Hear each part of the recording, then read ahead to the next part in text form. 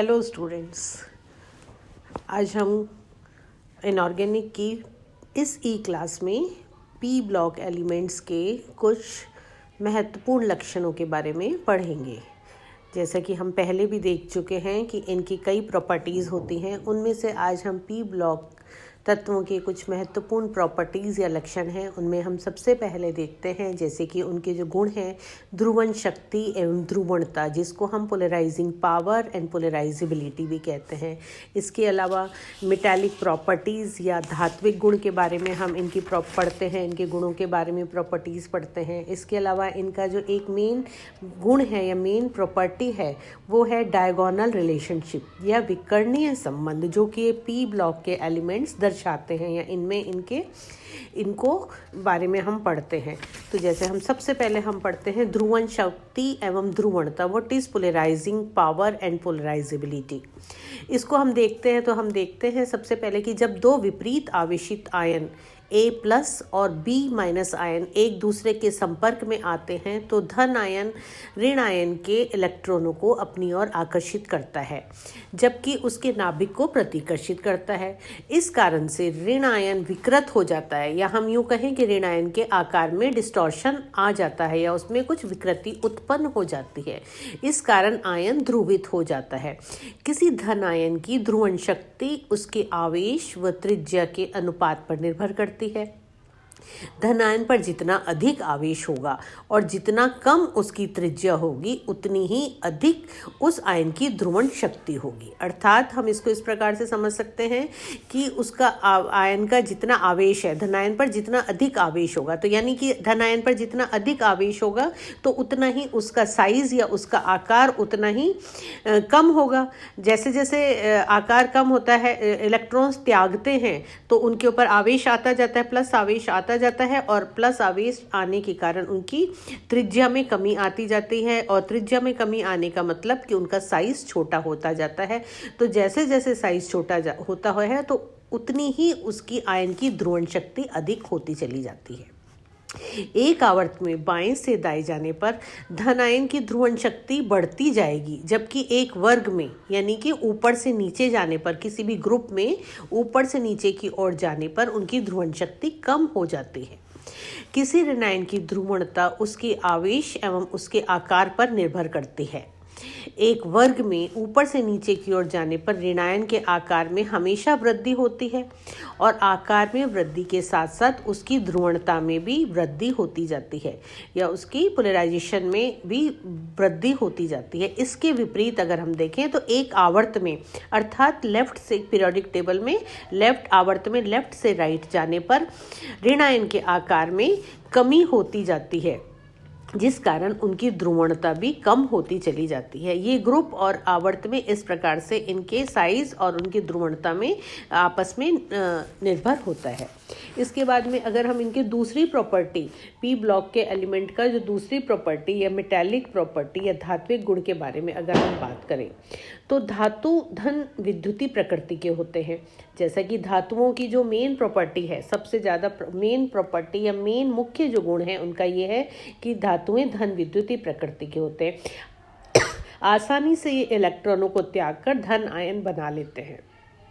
किसी तत्व की आयनन ऊर्जा जितनी कम होगी उतनी ही आसानी से वह इलेक्ट्रॉन को खोकर धन आयन बना सकता है। अर्थात इसको इस प्रकार से समझें कि इसमें उतने ही अधिक धात्विक गुण होंगे। अर्थात जिस भी एलिमेंट में इलेक्ट्रॉन त्यागने की जितनी अधिक क्षमता होती है उतना ही धात्विक प्रॉपर्टी या धात्विक गुण उसमें अधिक होते हैं। किसी वर्ग में ऊपर से नीचे की ओर जाने पर आयनन विभव का मान कम होता जाता है, जबकि किसी आवर्त में बाएं से दाएं जाने पर आयनन विभव का मान अधिक हो जाता है। इस कारण एक आवर्त में बाएं से दाएं जाने पर तत्वों के धात्विक गुणों में कमी आती जाएगी। एक आवर्त में ऑक्साइडों को निम्न प्रकार से हम देखें तो क्षारीय प्रकृति कम होती जाती है, जबकि अम्लीय प्रकृति बढ़ती चली जाती है। अतः पी ब्लॉक के बाएं निचले भाग में तीव्र धात्विक गुणों वाले तत्व होते हैं, जबकि दाईं ओर से ऊपरी भाग में तीव्र अधात्विक गुणों वाले तत्व होते हैं।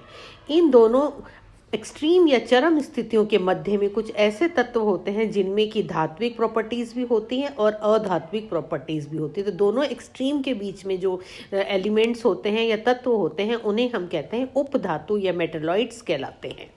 इसके अलावा हम इनका तीसरा गुण या इनके हम विकर्णी संबंध के बारे में अगर हम देखें या इसके बारे में अगर हम पढ़ें तो द्वितीय या सेकंड आवर्त के सदस्यों के गुण अपने वर्ग के सदस्यों में उतनी समानता नहीं रखते जितने वो अपने निकटतम वर्गीय वर्ग के निचले वाले सदस्य के साथ रखते हैं। जैसा कि हम इस डायग्राम में देख रहे हैं कि अगर हम जैसे फर्स्ट ए और second A, third A, fourth A में देखें तो फर्स्ट ए जैसे लिथियम है, लिथियम के ग्रुप में नीचे अगर हम जाते हैं तो सोडियम आता है।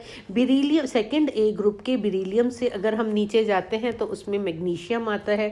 थर्ड ए में बोरोन के नीचे एल्यूमिनियम आता है। फोर्थ ए कार्बन के नीचे सिलिकॉन आता है। ये एक ग्रुप की बात है। तो इनके जो प्रकृति या नेचर होना ऐसा चाहिए कि इनका एक ग्रुप का स्वभाव एक सा हो, जबकि ऐसा नहीं होता है। अर्थात जो हम बात कर रहे हैं कि द्वितीय आवर्त के सदस्यों के गुण अपने वर्ग के सदस्यों में उतनी समानता नहीं रखते। जैसा कि हमने देखा लिथियम और सोडियम में समानता होनी चाहिए, लेकिन लिथियम है जो मैग्नीशियम के साथ गुणों में समानता रखता है। बेरिलियम जो है वो एल्यूमिनियम जो कि थर्ड ए ग्रुप में आता है उसके गुणों में समानता रखता है। बोरोन जो है फोर्थ ए ग्रुप के सिलिकॉन के साथ समानता रखता है। कार्बन है वो फिफ्थ ए ग्रुप के फॉस्फोरस के साथ समानता रखता है। नाइट्रोजन जो है वो सिक्स्थ ए ग्रुप के सल्फर के साथ समानता रखता है। इस विकर्णी संबंध का कारण यह होता है कि तत्वों के परमाणुीय आकार आवर्त में बढ़ने पर कम होते जाते हैं, जबकि वर्ग में बढ़ने पर बढ़ते जाते हैं। इस कारण तत्वों के अगले समूह के तुरंत नीचे वाले तत्वों का आकार लगभग बराबर होता है।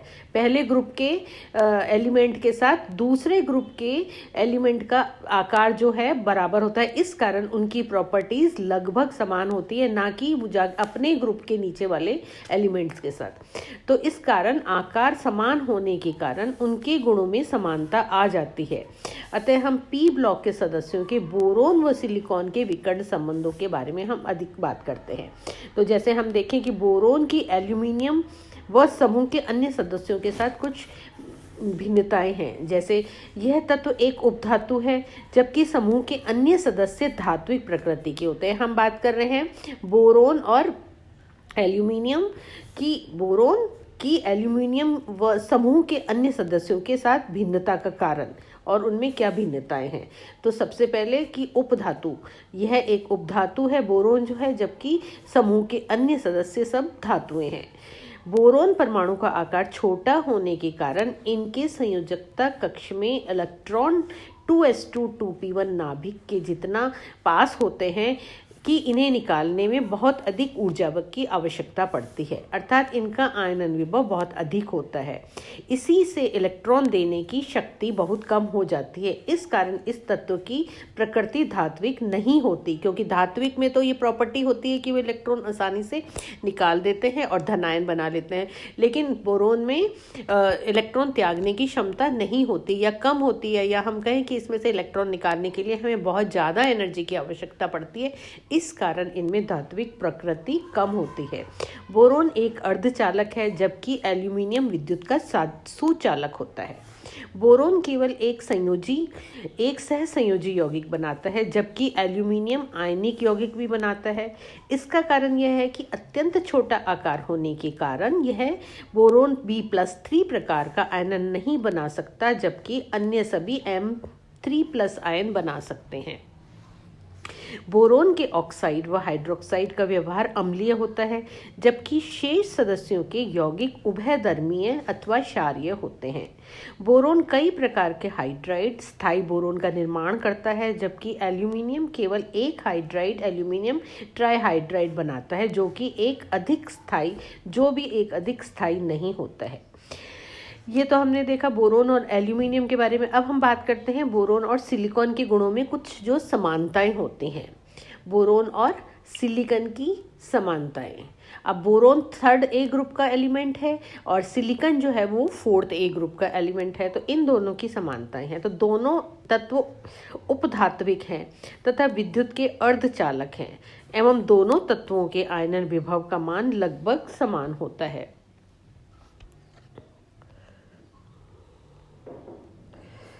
दोनों तत्वों के यौगिकों की प्रकृति सहसंयोजक होती है। दोनों तत्वों के ऑक्साइड अम्लीय होते हैं जो मैग्नीशियम के साथ अपचयित होकर तथा मुक्त करते हैं और क्षारों में घुलकर क्रमशः बोरेट और सिलिकेट बनाते हैं। दोनों तत्व कई प्रकार के स्थायी हाइड्राइड बोरेन व सिलेन बनाते हैं।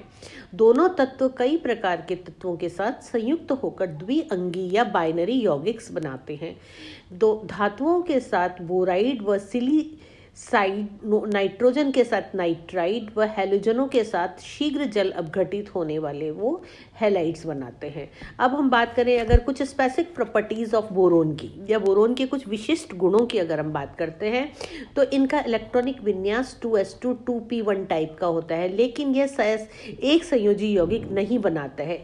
इसके सारे यौगिक त्रिसंयोजी होते हैं। इसका कारण यह है कि sp2 संकरण बनने तक जितनी ऊर्जा की आवश्यकता पड़ती है उसमें कहीं अधिक ऊर्जा समतल त्रिकोणीय sp2 कक्षकों में बने सहसंयोजक बंधों से मुक्त होती है। अतः यह एक स्थायी त्रिसंयोजी या ट्राइवेलेंटेड कंपाउंड या यौगिक बनाता है। जबकि 2s2 2p1 इलेक्ट्रॉनिक विन्यास होने के बावजूद भी B+3 आयन अस्तित्व में नहीं होते हैं।